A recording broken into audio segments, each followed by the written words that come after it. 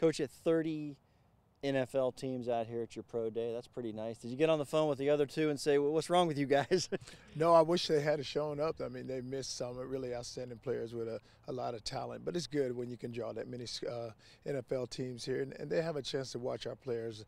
You know, you look at the guys that we have. You look at Q, Quinton, and he's had a really good day. And then the receiver, you know, we know this, that the good thing about Valdez is he's got height, he's got speed, he's got ability. And then you look at our defensive lineman, because you look at what Sanat did last season and what Hector, but it was a lot of guys out here, a lot of guys performing, and a lot of guys giving themselves a chance. And it's all about their future and what they can do so that they can go out and make a good living for themselves. He said the right things through this process. Has he been honest with himself? You know, teams are telling him things that are different than his ultimate goal, yet he's still going through this process with a great attitude. Well, it's all about your attitude, and I know this with him. You know, he wants to play quarterback, but if he has to switch to another position, then he's willing to do it. You know, he came out here the other day and he did some drills with the running back. So I don't think it really matters to him. But more importantly, just get to a roster. You know, get on a roster and somehow, you know, get there and work hard, and whatever they ask you to do, you do it. Speaking of quarterbacks, I know the fans, they would love to have a quarterback named by lunchtime. Somewhere in there is the hard part. How has this progression been? And are fans going to have to realize, listen, when we roll this out there in the fall, there are going to be some things that look maybe a little different than you're used to seeing?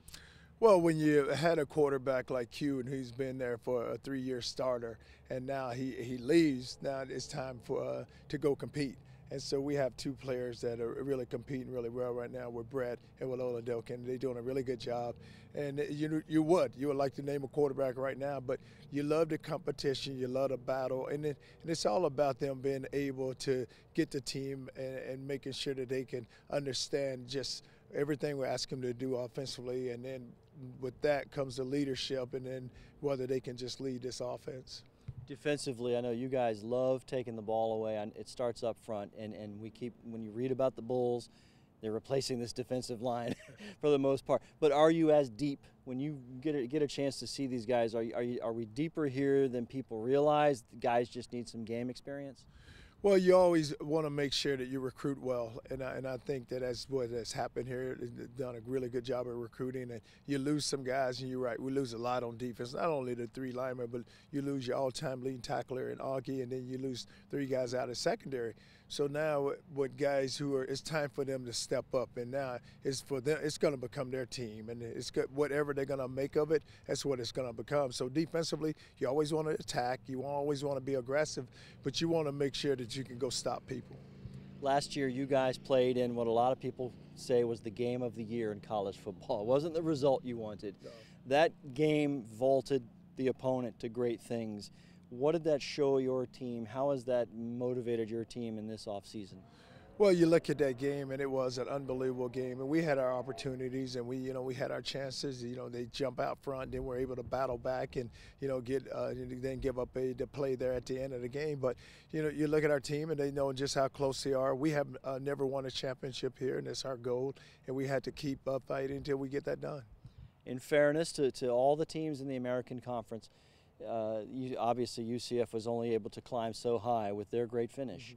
Mm-hmm.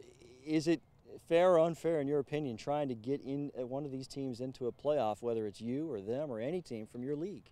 Well, it's always tough because what they look at the level of competition, and they sometimes feel like there's some conferences because they're Power 5, they have the teams and they compete against teams week in and week out that we don't.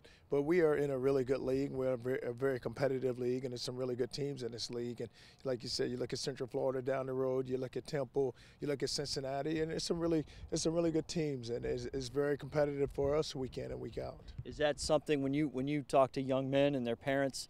You're selling this program. Do they ask you about that when it comes to, hey, what are we going to get to do if we're going to play for championships? Well, our ultimate goal is to get there, and we had to continue to build this program so that we do get there. And there's no reason there's no reason why we can't. You look at the resources we have here. You're in a great city, you're in a great state, and there's players all around us. So when you're able to recruit within a 300-mile radius, and you can actually drive there, and you can get players to come here, then you always have a chance.